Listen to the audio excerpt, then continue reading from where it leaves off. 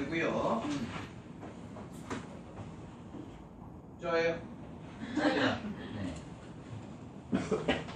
국어를 함께하게 된 박요셉 선생님이고요. 네.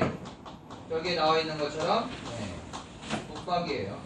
국밥 아니고요. 네, 국밥입니다. 자, 여러분들과 함께 국어를 진행하게 되는데 다른 선생님하고는 벌써 수업을 진행을 해보셨을 겁니다. 비문학을 진행을 했죠? 그럼 저랑은 뭘 진행하겠어요? 네, 똑똑하고. 자, 문학을 진행을 하도록 할 텐데 책이 겁나 두꺼워요. 그쵸? 네. 누가 만들었는지 참. 네, 그렇습니다. 일단 문학에 대한 얘기를 먼저 좀 진행을 하고 오리엔테이션 겸으로 갖다 진행을 하고 네, 작품을 진행을 하도록 할게요. 저희가 이제 살펴보게 될 문학 같은 경우에는 기본적으로 갖다가 예신이든 모의고사든 나오는 유형들, 나오는 작품들은 정해져 있어요. 일단 기본적으로 두 갈래로 나뉘어요. 무슨 문학과 무슨 문학으로 나뉘죠? 현대문학 하고 고전하고. 그렇죠? 그렇지. 고전이랑 현대로 나뉘게 되죠. 근데 이 현대와 고전을 나누는 기준이 언제죠? 가복이요. 네, 그쵸. 예, 가보개혁이 됩니다. 네, 괜찮아요. 네, 틀려도 상관없습니다. 네, 역사 시간 아니에요. 네. 가보개혁을 기준으로 해서 저 가보개혁 때 청나라를 통해서 서양의 문명이나 서양의 문화나 서양의 문학사가 들어왔기 때문에 그러한 문학적 경향들의 영향을 받은 작품들이 현대 작품이고 그 이전에 우리나라 전통 방식으로 네, 만들어진 작품들을 고전이라고 얘기를 해요. 그리고 나서 여러분들이 만나보게 되는 고전은 고전 시가랑 고전 소설 그리고 가끔 가다가 곁다리로 갔다가 뭐가 나오느냐 하면 수필이 나와요. 고전 수필. 굉장히 곁다리로 나오니까 그렇게 따로 생각해 놓을 필요는 없어. 어차피 현대에서도 나오거든. 현대 같은 경우에도 역시나 마찬가지로 현대 시랑 현대 소설이랑 그 다음에 현대에서는 극 문학이 나와요. 극이나 아니면 수필. 이렇게 나오게 됩니다. 자, 고전 시가, 고전 소설, 고전 수필, 그나마 고전 소설이나 고전 수필을 읽을만 합니다. 근데 고전 시가를 여러분들이 어려워하는 이유는 이게 뭐라고 써져 있는지 못 읽기 때문이에요. 네. 근데 그거 하나만 넘어가면 저랑 수업을 들으셨던 분들은 아시겠지만 네, 내용이 거의 둘 중 하나라고 했어요. 뭐 아니면 뭐라고?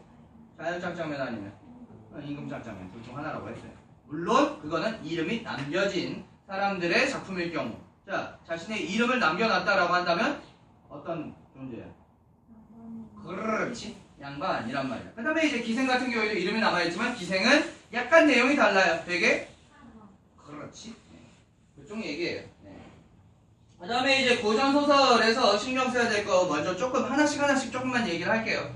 고전소설 같은 경우에는 여러분들이 어려워하는 것 중에 하나가 뭐냐면 처음에 분명히 뭐 누구라고 나왔어. 뭐 홍 누구라고 나왔어. 근데 갑자기 저 뒤에 뭐 홍재상이라고 나왔다가 뭐 홍춘지라고 나왔다가 홍 뭐라고 나왔다가 같은 인물이다라는 거를 정확하게 처음에 읽을 때 파악을 해놓지 않으면 어떤 문제가 발생을 하느냐. 문제를 풀다가 홍판서는 뭐 어떻게 저떻게 했다. 아까 전에 읽었을 때 홍판서가 아니라 홍모식이었어. 응 아니야. 네가 아니야.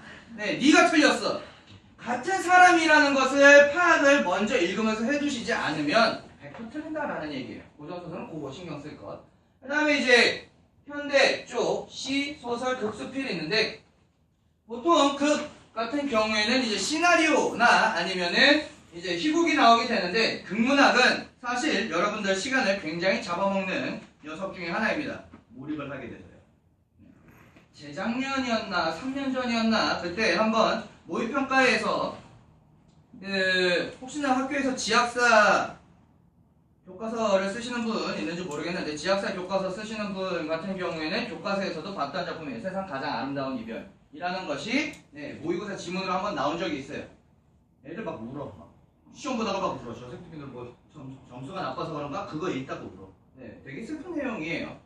말기암 선고를 받은 엄마가 이제 치매를 앓고 있는 시어머니와 그 다음에 병원 의사인데도 아내의 병을 모르고 살았던 남편에게 마지막으로 남기는 이야기들이 나와 있는 그러한 작품이에요. 네, 이 부분만 들어도 벌써 조금 오죠? 근데 그게 막 이렇게 돼 있단 말이야. 되게 먹먹해요. 애들 시험보다 울고 막 망치고 막. 어쨌든 그랬다라는 거. 그래서 사실 극이나 수필은 엔간하면 쉽게 읽어낼 수는 있습니다. 시간만 배기지 않으면. 근데 현대 같은 경우에는 고전과 가장 큰 차이점이 뭐냐? 현대어로 되어 있기 때문에 읽기는 쉬워. 근데 읽어서 해석하면 해석할수록 뭔 소리인지 모르겠어. 네. 왜냐하면 현대 같은 경우에는 어떠한 사상이나 혹은 이데올로기나 혹은 아니면 역사적 배경이나 혹은 아니면 작가의 사상이나 작가의 취향이라고 하긴 좀 그렇지만 성향이라고 할게요. 성향을 정확하게 파악하지 못하고 있다고 한다면 뭔 개소리인지 몰라요. 네. 어떠한 단어가 어떠한 의미로 쓰였고 어떠한 상징성을 가지고 있으며 그 다음에 어떠한 의도로 쓰여졌는지 정확히 모르면 당연히 해석을 할 수가 없다라는 얘기죠. 고전 같은 경우에는 진입 문턱이 높아요. 읽어내야 되는 공부를 해야 돼. 그 다음부터는 쉬워. 근데 현대는 읽기는 쉬워. 읽고 나서가 어려워. 네. 그렇게 돼 있는 특징을 가진다라는 거. 서로 밸런스를 좀 맞춰주시면 됩니다. 자, 오늘은 이제 현대 시를 진행하기 때문에 운문문학 포인트서부터 조금 얘기를 할게요.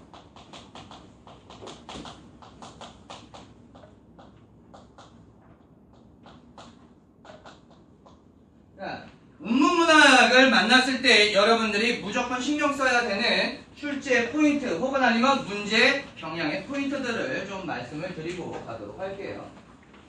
운문문학이 나오면 무조건 세 가지는 그냥 읽으면서 동시에 신경을 써주실 필요가 있어요. 100% 그게 문제랑 연결돼서 나올 거니까. 운문문학 쪽 같은 경우에는 일단 화자를 좀 신경 쓰셔야 됩니다. 그 다음에 시에 사용된 시어. 자, 시어와 그 다음에 어떠한 심상, 그 다음에 표현 기교와 관련된 것들 신경을 써주셔야 되고요. 그 다음에 작품을 보는 그렇지 관점, 감상 관점. 감상 관점에 대해서 물어보는 게 가장 주요 포인트입니다. 애초에 지문을 읽을 때 이걸 신경 써주시면서 읽으시면 문제에 적용해서 풀기가 굉장히 쉬워진다라는 걸 좀 말씀을 드릴게요. 그렇다면 화자의 무엇을 봐야 되느냐? 화자에게서 확인할 건 세 가지예요. 뿅뿅뿅 뭘까요? 화자가 어떠한 그렇죠, 상황, 처지에 있는지. 화자의 처지. 그러한 처지에서 어떻게 느끼고 있는지. 화자의 정서. 그러한 정서를 가지고 어떻게 살아가기로 하는지.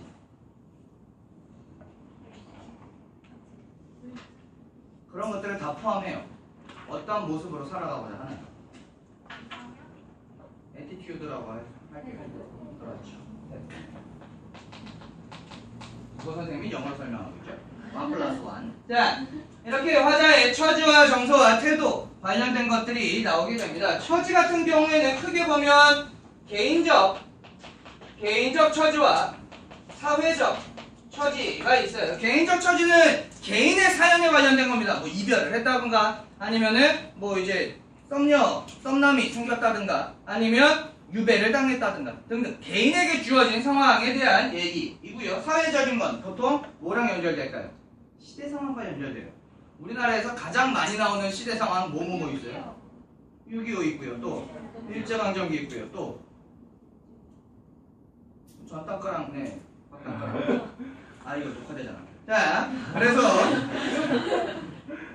삭제해야지. 자 그래서 그 군사 독재 정권 일대의 이야기가 많이 나오게 돼요. 젠장 녹화 파일 하나 날아갔고요. 자 내 맘대로 할 거야 이제 그럼. 녹화 파일 때문에 좀 말을 아끼고 있었는데 삭제해버리면 되니까 제 스타일대로 가도록 하겠습니다. 자, 그 다음에 정서 같은 경우에는 어떠한 정서와 어떠한 정서가 있죠? 포지티브한 것과 네거티브한 게 있겠죠. 긍정적 정서와 부정적 정서가 있죠. 긍정적 정서는 보통 뭐 기쁨, 환희, 뭐 즐거움 이런 것들 등등과 연결되는 거고 그 다음에 부정적은 뭐 슬픔, 고독, 회한, 뭐 그런 것들과 연결이 돼요. 근데 저 긍정적이지도 않고 부정적이지도 않고 어떠한 작품에서 어떻게 사용됐느냐에 따라서 오락가락하는 것 중에 하나가 그리움이에요. 그리움은 긍정적으로 가기도 하고 부정적으로 가기도 해요. 그리워서 외로운 상황이 됐다면 부정으로 가고요. 그리운데 그 마음이 따뜻하게 그 대상을 추억한다라고 한다면 긍정으로 가요. 그리움은 긍정, 부정으로 나눠지지 않아요. 어떠한 상황이 놓였느냐에 따라서 달라진다라는 거 추가적으로 말씀드리고. 자, 태도 같은 경우에는 어떠한 태도와 어떠한 태도가 있을까요? 그렇지. 네, 적극적 태도와 그 다음에 소극적 태도가 있겠죠. 적극적 태도는 조금 얘기를 하면 어떤 게 적극적 태도일까요? 어떠한 저항적이라든지, 그렇지, 의지적, 뭐 이런 것들이 네, 적극적인 거고요. 소극적은 난 글렀어, 그쵸? 체념적, 혹은 아니면 그냥 밖에서 바라만 보는, 그렇지, 관조적. 뭐 이런 것들이 네, 소극적입니다. 더 많이 쓰고 싶지만 지금 요거를 수업하는 게 아니니까 포인트만 짚어드립니다.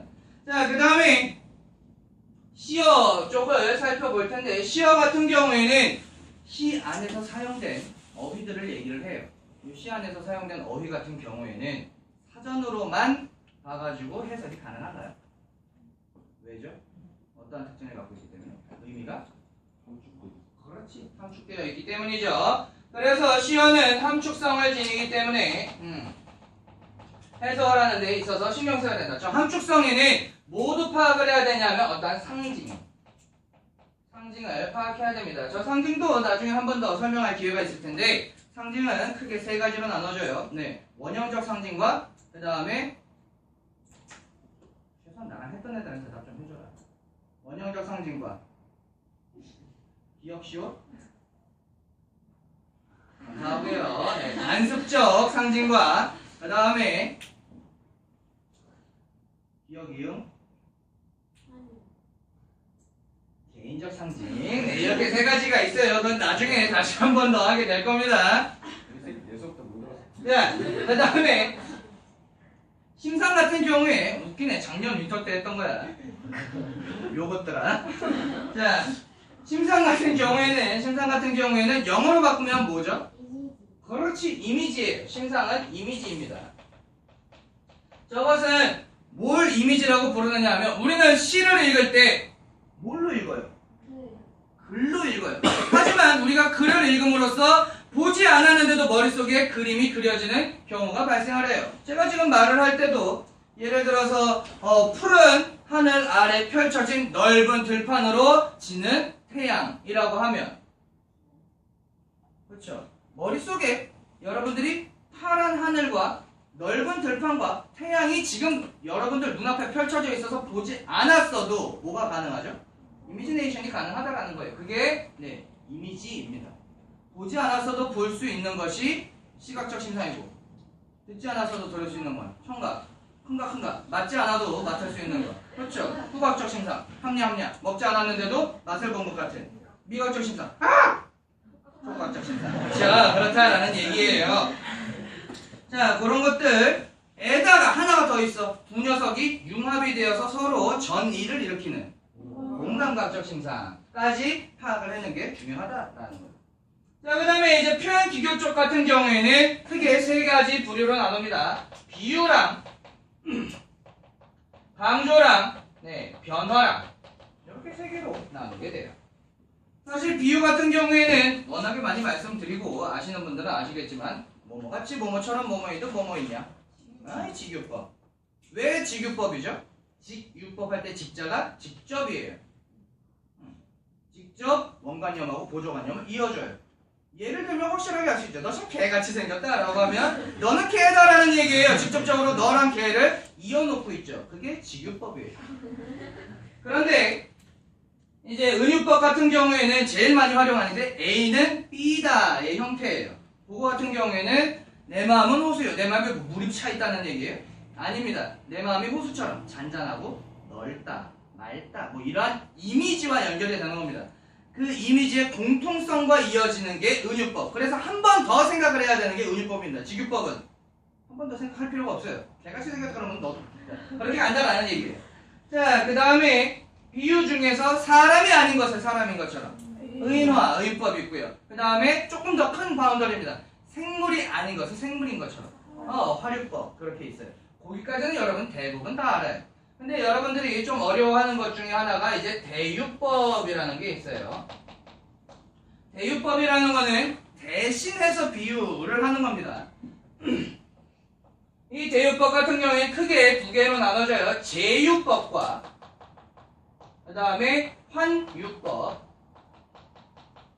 여러 갖다가 나눠지게 돼요.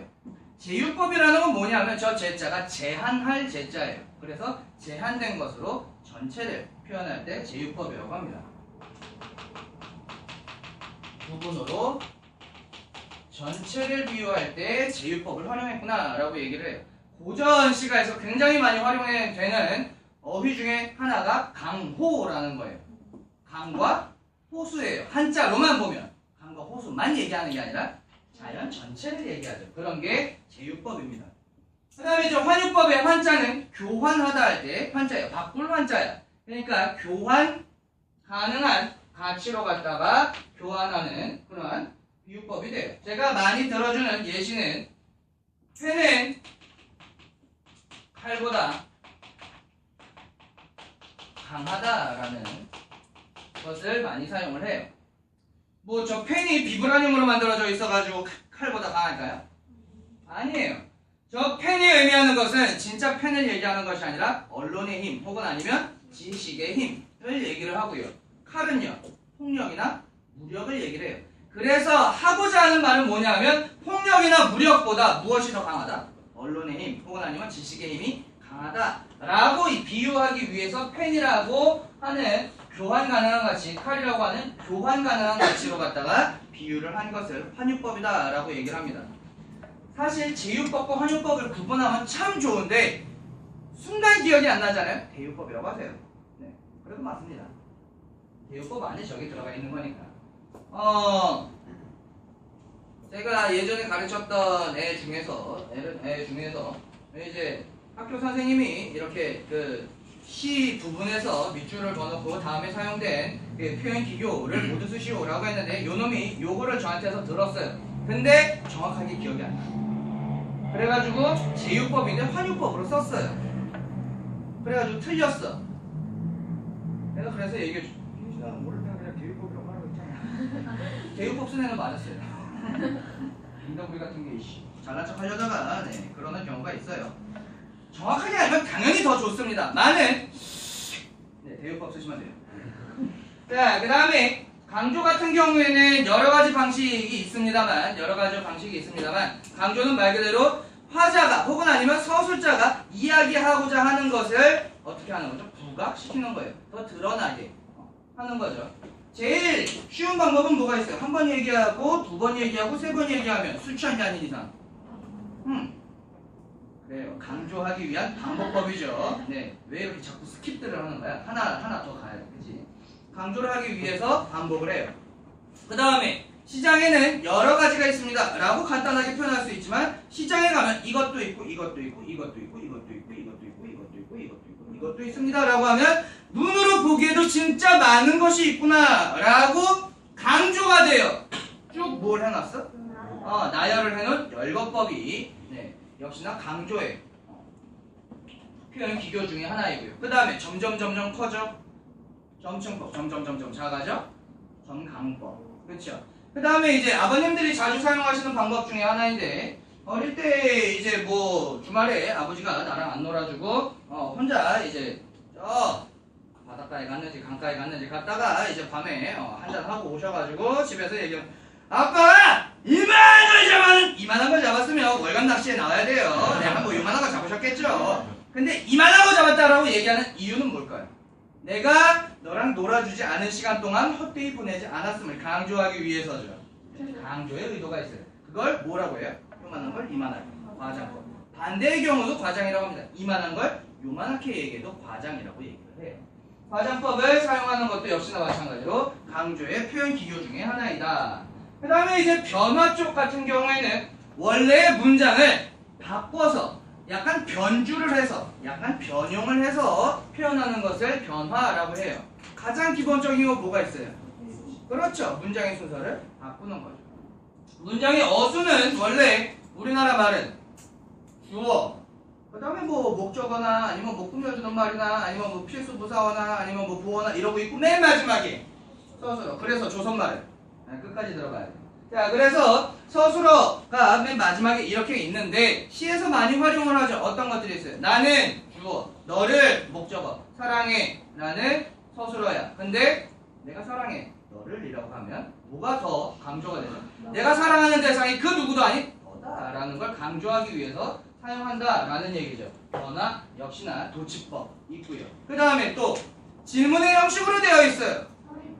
그런데 질문의 답을 하기 위해서 하는 질문이 아니에요. 그래서 제가 설명드렸죠. 답 적너라고. 답은 정해져 있어. 너무나 쉬운 질문이야. 하지만 독자가 스스로 그 질문에 답함으로써 작가의 의도에 뭐 하도록? 몰입하거나 아니면 공감할 수 있도록 유도하는 거. 이제 예시를 들어드리면 가난한 사랑의 노래라고 하는 작품에서 나오는 부분이 있어요. 가난하다고 해서 사랑을 모르겠는가? 물어보려고 질문했을까요? 독자가 그거 읽는 순간 모를 리가 있니? 라고 얘기를 하겠죠. 가난하다고 해서 사랑을 모를 리가 있냐? 라고 독자가 대답을 하면서 몰입을 할 거예요. 아! 가난하고 사랑하고는 상관이 없는 건데 왜 묶어놨지? 라고 하면서 읽어나갈 거예요. 그거를 노린 기법이 되고요. 그 다음에 서로 동시에 존재할 수 없는 관계의 녀석들을 붙여놓은 게 있어요. 그렇죠. 모순 형용이라고 하는데 그걸 역설이라고 얘기를 해요. 정말 많이 나오죠. 예를 들면 그렇죠. 소리 없는 아우성 같은 경우에 아우성은 뭐예요? 딱! 이게 아우성이에요. 근데 소리 없는 아우성이에요. 네, 이거란 말이에요. 존재할 수가 없어요. 자, 그러한 것들. 근데 그 소리 없는 아우성이라는 작품에서 왜 소리 없는 아우성이라고 했냐면 소리 지르지 않는 빗발에 펄럭이는 처절함을 보여주기 위해서 그런 거죠. 바다로 가고 싶지만 빗대에 매달려서 갈 수 없는 처절함을 보여주고자 했다. 강조의 의도가 있죠. 그 다음에 원래의 의도와 반대로 표현하는 반어법이 있죠. 그런 것들도 변화에 해당을 합니다. 그런 것들 표현 기교들이 여러분들이 좀 머릿속에 갖고 있어야 시를 읽어나가면서 어떠한 표현 기교들이 사용되었는지를 애초에 처음에 잘 정리를 해놓으면 왔다 갔다 할 필요가 없어요. 문학이든 비문학이든 여러분들이 시간이 모자라는 이유 중에 하나는 작품을 쭉 읽어. 없이. 이거 없이. 그냥 읽어. 눈에 보이는 대로. 흰 건 종이고 까만 건 글씨야. 문제를 봐. 이거 없으니까 머릿속에 남아있는 게 없어요. 있었나? 다시 봐요. 하나 풀었어. 2번 봐. 있었나? 또 봐요. 이 짓거리를 5번, 4번, 비문학은 6번 하니까 시간이 모자라요. 애초에 처음 지문을 읽을 때 조금 시간이 걸리더라도 정확하게 파악을 해놓는 것이 문제를 풀 때 시간을 줄일 수가 있습니다. 그래서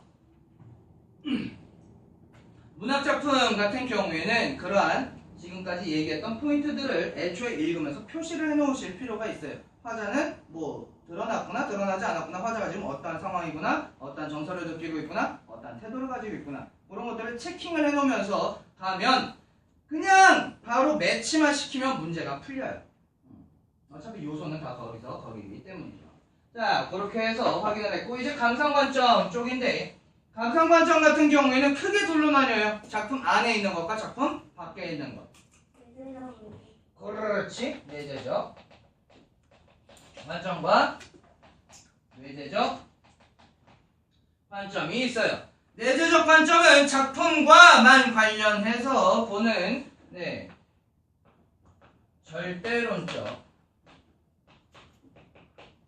관점이라고도 얘기를 하고요. 자, 외재적은 작품 외부에 있는 것 3가지가 있어요. 작품 외부에 뭐가 있죠? 그렇죠. 시대, 작품, 그 다음에 작가, 또 하나 더. 그렇지. 그래서 자, 현실과 관련된 것은 현실 반영론적이죠.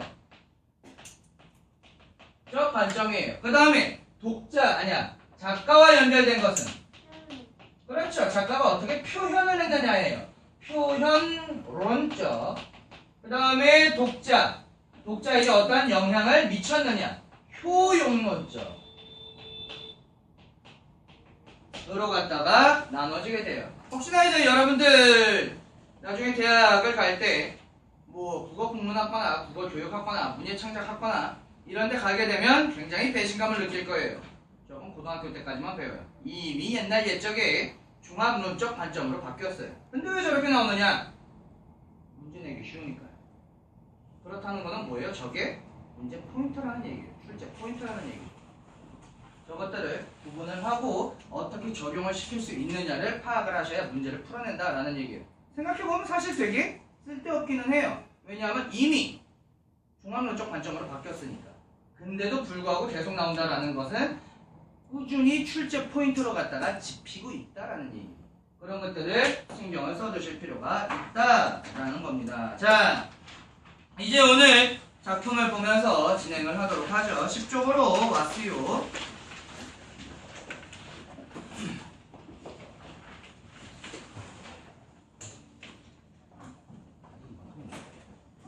자, 첫 번째 작품은 지도입니다. 지도라는 작품인데, 저는 이제 시를 들어갈 때 늘 먼저 하는 게 뭐냐면 시의 작품의 제목을 먼저 조금 해제를 해줘요. 왜냐하면 시라는 것은 아까 전에 얘기했다시피 어떤 특성을 갖고 있어요? 그렇죠. 함축적인 특징을 갖고 있어요. 그러다 보니까 제목만으로도 이 작품의 방향성이라든지 작가의 의도라든지 아니면 작가가 모티브로 삼은 것이라든지 이런 것들을 확인할 수 있는 최소한의 정보가 들어가 있어요. 자, 이 지도에서 꺼낼 수 있는 것들을 좀 꺼내보고 얘기를 할게요. 이 작가가 지도를 보고 시를 썼어. 그렇다면 이것은 시를 쓸 때 사용한 모티브예요. 시작의 모티브가 됩니다. 여기에서 말하는 시작은 스타트가 아니야. 시를 짓다라는 거죠. 만들어낸 작자를 쓰는 거야. 그래서 시작의 모티브가 된다라는 거 하나 말씀을 드릴 수가 있고, 그 다음에 지도의 모습은 어때요? 두 가지가 이 작품에서 드러나는데, 지도를 딱 보면, 이것들아 지도 안 봤어? 자, 지도를 딱 보면 뭐가 다 나와 있죠? 나라들이 나와 있어요. 근데 그 나라들이 다 어떻게 돼 있죠? 그렇죠. 국경선으로 갔다가 어떻게 돼 있어요? 나눠져 있어요. 그래서 어떠한 분열 혹은 단절의 이미지가 있고, 동시에 세계 지도라고 한다면 세계 전체가 담겨져 있죠. 그래서 어떠한 융합 혹은 아니면 통합의 이미지도 있어요. 이러한 중의적 의미가 있는 소재가 지도구나라는 걸 알면 그것과 관련된 이야기가 나오겠거니라고 추론이 좀 가능하죠. 가도록 합시다. 지도에서는 푸른 것을 바다라 하였고 얼룩덜룩한 것을 육지라 부르는 습관을 길러왔단다 라고 얘기하는데, 자, 지도를 지금 보고 있어요. 요게 아까 전에 얘기한 그 시작의 모티브가 되죠. 이 지도가. 그 다음에 그 푸른 것을 바다라고 하였고, 푸른 것 무슨 이미지? 시각적. and 시각 중에서도 뭐야? 뭐 움직임이야? 아니면은 뭐 모양이야? 색채 이미지. 제가 지금 쓰고 있는 거는 파란색이라고 생각하면 좋아요. 파란색 분필이 다 떨어졌거든요. 네, 원래 파란색으로 써야 되는 건데 지금 파란 분필이 다 떨어져서 이걸로 갖다 쓰고 있어요. 미안합니다. 자, 색채 이미지가 있는데 요 푸른 것을 뭐라고 부르느냐 하면 바다라고 불렀대요. 그런데 얼룩덜룩한 것을 육지라고 부르는, 자, 이 얼룩덜룩하다라는 것, 얼룩덜룩이라는 건 모습을 흉내낸 말이에요. 너무 물퉁물퉁해. 자,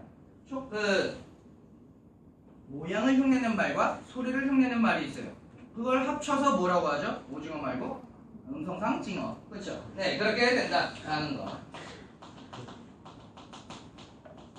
자, 이 음성상징어를 통해서 드러내고자 하는 것은 보통 두 가지예요. 생동감이거나 아니면 선명한 이미지이거나. 자, 왜 이 선명한 이미지를 드러내고자 했느냐 하면 하나의 색깔로 통일되어 있는 바다와 이 색깔 저 색깔이 마구 섞여 있는 그러한 얼룩덜룩한 모습을 뭐 하기 위해서죠? 아, 그렇죠. 대조하기 위해서요. 요거를 뭐라고 불렀대? 육지라고 불렀다. 그렇다면 바다와 육지가 뭘 이루고 있어요? 대조를 이루고 있구나 라는 걸 확인을 할 수가 있어요. 자, 그러고 나서 1년 마지막을 보시면 습관을 길러 왔단다 라고 얘기를 해요.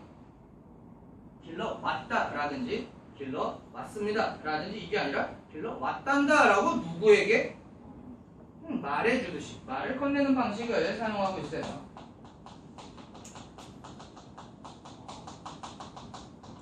그러한 어투가 있다라는 거 하나 기억을 해두시고, 이제까지 국경이 있어본 일이 없다는 저 하늘을 닮아서, 자, 국경이 있어본 일이 없다는 저 하늘을 닮아서, 하늘이 국경이 있어본 일이 없대. 국경이 나눠져 있지 않다라는 것은 어떻다라는 얘기죠? 그렇죠. 통합, 융합이에요.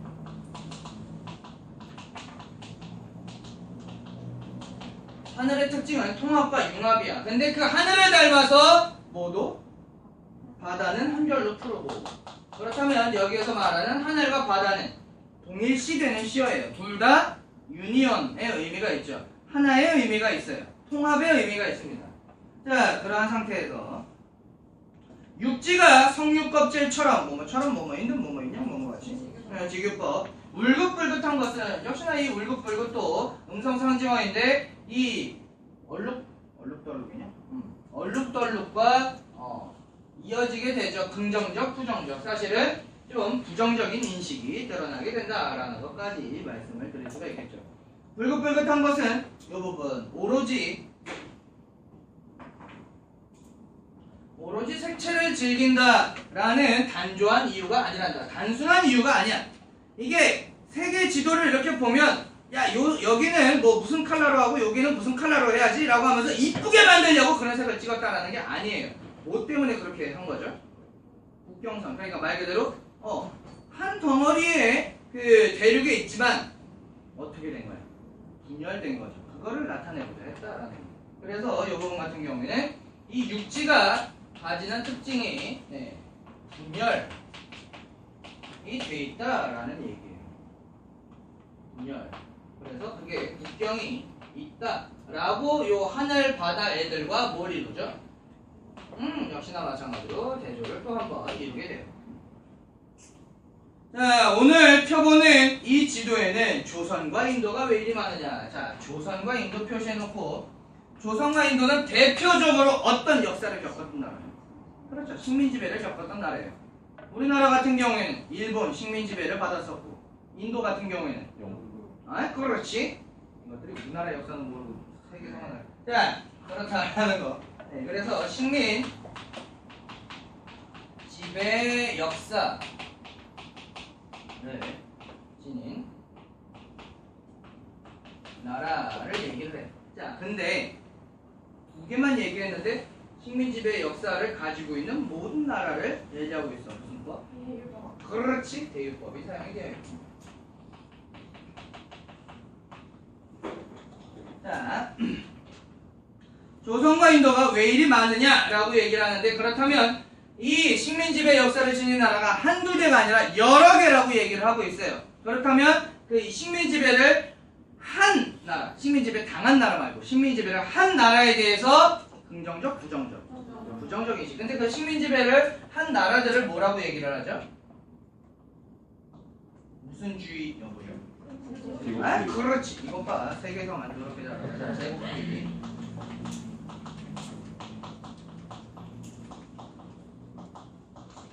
대한 부정적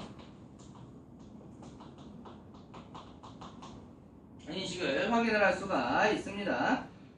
그럼 상대적으로 이 조선과 인도 같은 경우에는 그 제국주의에 뭐가 되는 거죠? 희생양이 되는 겁니다. 자, 갈게요. 시방 나는, 자, 나가 드디어 나왔네요. 뭐예요? 화자. 오케이. 나는 동그란 지구가 유성처럼 화려히 떨어져 갈 날을 생각하는 외로움이 있다. 자, 유성처럼 화려히 떨어져 갈 날이라는 건 화려하다라고는 했지만, 유성이 화려하게 떨어진다라는 건 그 유성이 원래 있던 별은 주님 곁으로 갔다라는 얘기예요. 자, 그렇기 때문에 여기에서 말하는 떨어져 갈 날이라는 거는 어떤 멸망의 이미지가 있고요. 혹은 아니면 세계의 분열의 이미지가 있어요. 분열을 얘기를 합니다. 그러한 나를 생각하는 외로움이 있다. 자, 이 외로움이라는 것을 통해서 뭘 확인할 수 있어? 화자의 정서를 확인할 수 있죠. 근데 이 외로움은 뭐 사랑하는 사람이 없어서, 친한 사람이 없어서 외롭다라는 외로움이라기보다는 무엇을 느끼면서, 무엇을 생각하면서 느낀 외로움이죠? 이 세계의 운명을 생각하면서 느낀 외로움이에요. 왜? 왜 이 세계는, 왜 이 지구는 다 분열되었는가? 이렇게 계속 분열하다가는 뭐 해버릴지도 몰라? 멸망해버릴지도 몰라? 라는 마음이 들어가 있는 거죠. 자, 마지막입니다. 여기에 이제 시상들이 집약이 돼요. 마지막 부분. 시상이 다 집약이 되는데 뭐라고 얘기를 하느냐? 도시라는 건 밑에 나와 있지만 이러니 저러니 할 것 없이 아주 완전히 원래부터 초장부터 라고 얘기하는 거예요. 도시, 지구는 한 덩이 푸른 석류였느니. 자, 한 덩이 푸른 석류라고 하고 있어. 한 덩이라는 것을 통해 무엇을 확인할 수 있습니까? 원래 하나였다라는 거. 무엇을 멈추자라는 얘기죠. 분열을 멈추자라는 얘기죠. 그래서 여기에서 드러나는 게 공동체 의식이 되겠죠. 요거를 강조를 하면서 끝내요. 쉽게 얘기하면 싸우지 말자, 분열하지 말자. 그 다음에 이렇게 분열을 하다 보면 멸망의 길로 가게 될 것이다 라는 얘기죠. 자, 그 다음에 이제 목련전차 있는데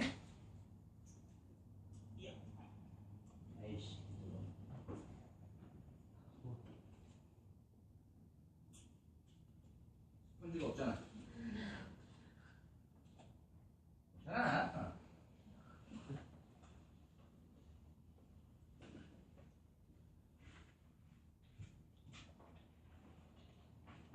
자동이 안 되면 수동으로 하는 거.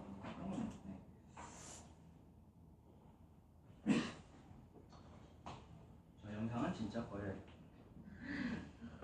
자, 보시면 목련전차라는 제목에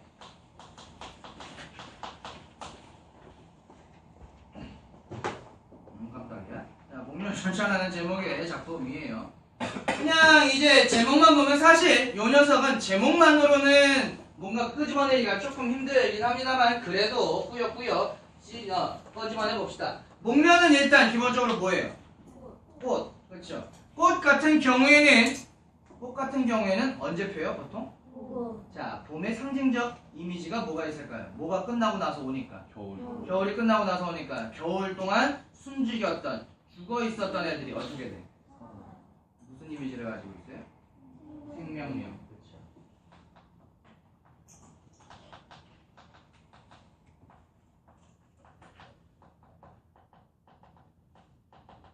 와 이어지게 됩니다. 이러한 연습도 좀 이러한 연습도 해주실 필요가 있어요. 그 다음에 전차 같은 경우에는 여러분들이 생각하는 그 탱크 같은 전차를 얘기하는 게 아니에요. 왜 옛날 영화 같은 거 보면 아주 옛날 거 말고 자 상당히 옛날 거 보면 우리나라 그 서울에 왜 이제 도시를 가로지르면서 다니는 차가 있어요. 그게 전차예요. 지금은 다 뭐 지하철이나 이런 걸로 바뀌었습니다만 왜 이렇게 다니고 유럽에는 지금도 있어요. 가본 적은 없습니다만. 자 어쨌든 그래서 이 전차 같은 경우에는 뭐가 되느냐 하면 이따가 얘기를 하겠지만 먼저 스포를 좀 할게요. 이 녀석 같은 경우에는 공통의 경험을 이끌어내는 매개체가 돼요. 공통의 경험은 누구의 공통의 경험이냐면 여기에 나오는 나와 그 다음에 아버지 어머니와 할아버지예요. 뭐가 차이가 나죠? 세대가 차이가 나요. 분명히 세대 간에 어떠한 마음이나 경험이나 생각이 다를 수는 있어도 무엇을 통해서? 공통된 경험을 통해서 그 세대 간이 연결되는 모습을 보여줘요. 자, 그렇다면 저 전차가 뭐의 역할을 하고 있다고 방금? 연결. 그래서 전차의 이미지와도 이어져요. 전차는 어떻게 돼 있어? 1량, 2량, 3량처럼 연결이 돼 있단 말이에요.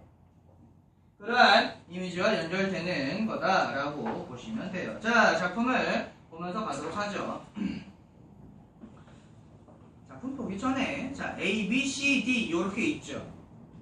문제에 이렇게 나와 있으면 누가 봐도 A 부분, B 부분, C 부분, D 부분에 대한 문제가 나올 거라는 걸 통법으로 갖다 때려 맞춰야 돼요. 그렇다면 읽으면서 A 부분에서 중요한 부분, B 부분에서 중요한 부분, C 부분에서 D 부분에서 중요한 부분, 혹은 아니면 독특한 표현 기교 이런 것들을 확인을 해 두셔야 문제에 바로 적용할 수가 있다라는 얘기예요. 따로 뒤로 가면 3번 문제가 바로 나오죠. A에서 D까지 옳은 설명. 애초에 읽을 때부터 체킹이 돼 있으면 A에 뭐가 있었지? 이럴 필요가 없지. 아, A에 그거 있었어. 응, 맞아? 응, 아니야? 뭐 이런 식으로 금방 간다라는 얘기. 시간이 줄어들어요. 갑시다. 목련이 도착했다. 요 표현이 되게 재밌는데, 자, 목련 전차라고 얘기를 하고 있어. 그렇다면 전차는 어디로부터 출발을 해서 어디까지 도착을 하죠. 그래서 목련이 도착했다라고 하는 표현은 목련 전차라는 제목으로부터 이끌어낸 심상이에요. 근데 목련이 도착했다는 것은 목련이 이제 뭐 하기 시작했다? 피기 시작했다라는 얘기예요. 목련의 대화를 도착했다라고 표현을 하고 있어요. 한전 부산지사 전차 기지터 앞 꽃들이 조금 일찍 봄나들이를 나왔다. 꽃들이 봄나들이를 나왔대요. 사람이 아닌데 사람인 것처럼. 아이, 그렇지. 인화가 진행이 됐고요. 나도, 자, 화자가 나왔죠. 나도 꽃 따라 나들이 나갈까? 라고 하면서 이 화자가 봄 나들이를 나가고자 하고 있어요. 봄의 정취를 느끼고자 하고 있어요. 네, 오케이. 자, 심하게 앓고 난 뒤에 머릿속처럼 뭐뭐이든 뭐뭐이냐 뭐뭐같이 직유법 사용되어 있고요. 맑게 갠 하늘 아래. 자, 이게 또 되게 어떻게 보면 재밌는 표현인데, 심하게 앓고 난 뒤에 머릿속은 어때요? 멍하죠. 텅 빈 느낌이죠. 그렇게 하늘이 맑다라고 얘기를 하고 있어요. 되게 개성 있는 표현이죠. 보통은 구름 한 점 없이 맑은 혹은 아니면 깨끗하게 맑은 뭐 이런 되게 상투적인 표현을 쓸 텐데, 겁나 아파서 머리가 다 멍해진 정도의 그 머리 안처럼 맑다라고 얘기를 하고 있어요. 전차 구경 와서 아주 뿌리를 내렸다는 어머니 아버지도 그랬겠지. 자, 여기 화자인 나가 누구랑 연결이 되냐 하면 아버지 어머니와 연결이 돼요. 내가 지금 전차를 보고 있는 경험을 했죠. 아버지 어머니도 그 경험을 한 거야. 그래서 그랬겠지라고 뭘 하고 있어요? 추측을 하고 있잖아. 아버지 어머니도 그랬겠지. 그 다음에 꽃 양산 활짝 펴던 며느리 따라 구경 오신 할아버지도 그랬겠지라고 하면서 뭐까지 연결하고 있어요? 그 윗세대까지 연결을 하고 있죠. 그래서 여기에서 드러나는 게 공통적 경험을 통한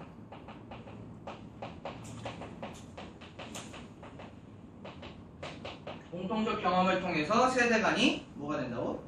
연결되고 있어요. 마치 모처럼 전차처럼 연결이 되어 있습니다. 자, 여기까지가 B 부분이고요. 그 다음에 C 부분, 나뭇가지에 코일처럼 감기는 햇살, 뭐뭐처럼 뭐뭐인. 자, 직유법. 그 다음에 햇살. 요거는 좀 표시를 할게요. 햇살이 나뭇가지에 뭐처럼 앵기느냐 하면 코일처럼 앵겨요. 자, 햇살은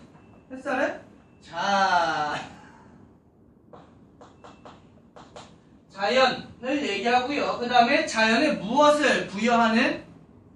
그렇지, 생명력. 그게 나뭇가지에 이렇게 감겼다는 건 나뭇가지에 뭘 나눠주는 느낌이죠? 그 생명력을 나눠주는 느낌이에요. 근데 그 코일은 어디에 사용되죠? 여러분들 뭐 초등학교나 중학교 때 과학 실험 같은 거 하면서 했었을 거야. 자석에다가 막 이렇게 해요. 감아가지고 전기를 통하게 하면 그게 뭐야? 그게 모터예요. 그게 전동기입니다. 그렇죠? 그렇다면 이 전동기는 어떠한 우리가 보고 있는 전차를 뭐 하게 만들죠? 움직이게 만들죠.